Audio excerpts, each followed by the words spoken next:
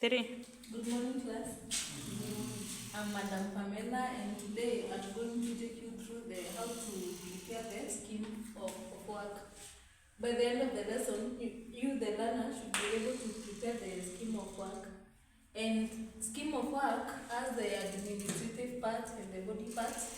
Administrative parts consist of the name, where you're going to write your name, the name of the institution, your admission, the level, if it's diploma, degree, or certificate, the subject, syllabus topic, and the subtopic. And on the syllabus topic, if for example you are dealing with leveling, on subtopic part you are going to write the introduction to leveling. Then we proceed to the body part. We have the week, column, period, lesson title, objectives, key points, application, activity, reference, and remarks. On week, for example, you are preparing a scheme of work on week 2. On the period number, you are going, for example, in that week 2, you have a lesson on Monday, a 2-hour lesson. You are going to write 1 and 2. And for example, on the same week, you have the same lesson on Thursday. You are going to write 3 and 4.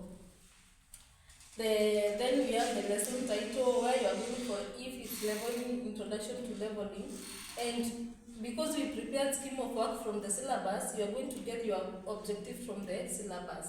Then the key point, where you are going to highlight the definitions of the leveling, for example, level surface, reduced level, etc. Then the application of the activities. There below, you have to give your learners the assignment. Make sure by the end of the lesson you give the assignment. Then the remarks, you read the remarks after you have taught the lesson. On the reference column is where you read the books, where you have where you the 2, 1. So the next part we are going to look at the lesson plan. Lesson plan we prepare it directly from the scheme of work. So the lesson plan has the administrative part here, have the name.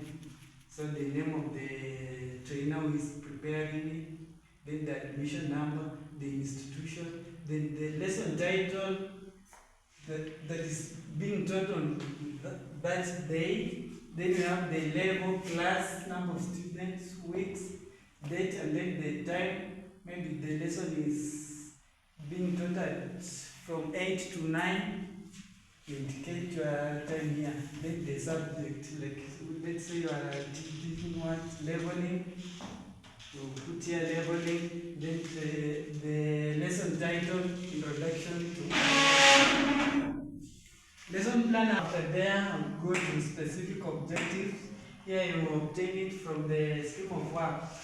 Like you define the terms being indicated there. Then we have the teaching aids, reference. Then after there we go to introduction parts, where the trainers call the class in order, and then confirm the class attendance. After there we go to the body.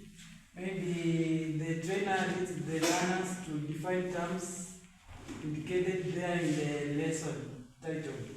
Then after there we go to summary. Summary, maybe the trainer will use an active learning strategy to summarize what he has taught in the class. After there, the trainer will assign the assignment to the learners. Then the presentation you have time, then we indicate, maybe we indicate time here. Your times in minutes. After that, we remark. So thank you. Today I'm going to take you through. By the end of this session, you should be able to prepare a learning plan, then develop a session plan. So a learning plan consists of the introductory part. And that introductory part, that is where you fill the administrative information. You give the information. So it contains unit of competence, where you also write the code of the unit, then the trainer name, then the admission, institution, then the level, and you should know that the level should be level 6 because they are diploma trainees. Then date of preparation, then the date of revision, number of trainees which should not exceed 50, then class, for example BCLS 2025. Then from there you go to skills and job tasks. Skills and job tasks, these come from the OS, which from the OS, then the benchmark of criteria used. This is it comes from the OS, but the element part.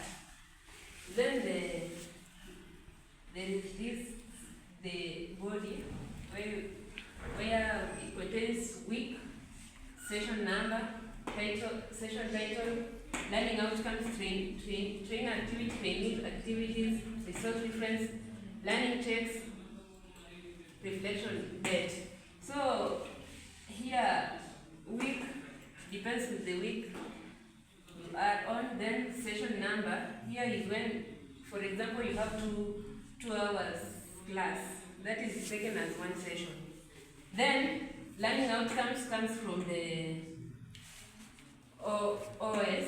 Then train activities is, for example, you pose a question, then the trainee activities is where the trainees answer that questions. Then reference, this is where you remove the learning outcomes, for example, the OS. Then learning checks, where the trainee get knowledge, then skills that they have developed. Then the reflection date, then you give the trainee an assignment after every lesson. Okay, under the preparation of the learning plan, we come to development of the session plan. Session plan, we develop it from the learning plan, where session plan have 3 parts, which is the introduction part, we have the body, and we have the summary.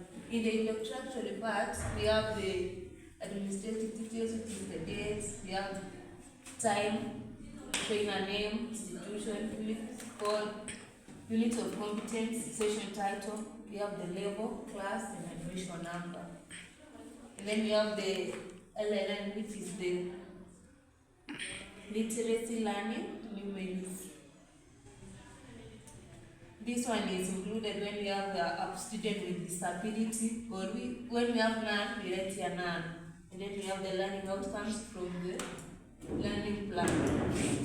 We have the resources, which is the reference and learning aids, which you are using when you are teaching your students. You have now the next part, which is the session preparation. In session preparation, we have the introduction part, where you take the roll call, you call the class into order, you review the previous lesson, and then we come to session delivery. In session delivery, we have the time, trainer activity, trainee activity, and the learning checks, where the time is distributed according to the questions or what we are going to learning on that day. Like example, let's say a trainer poses a question here, and then give time to the trainee to respond to the questions.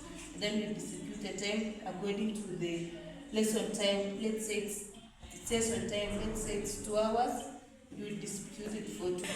Okay, the 2 hours is estimated now in minutes, where we have now, we'll distribute each minute here for those 2 hours, which is the 20 minutes, and make sure they come to a total of 120 minutes.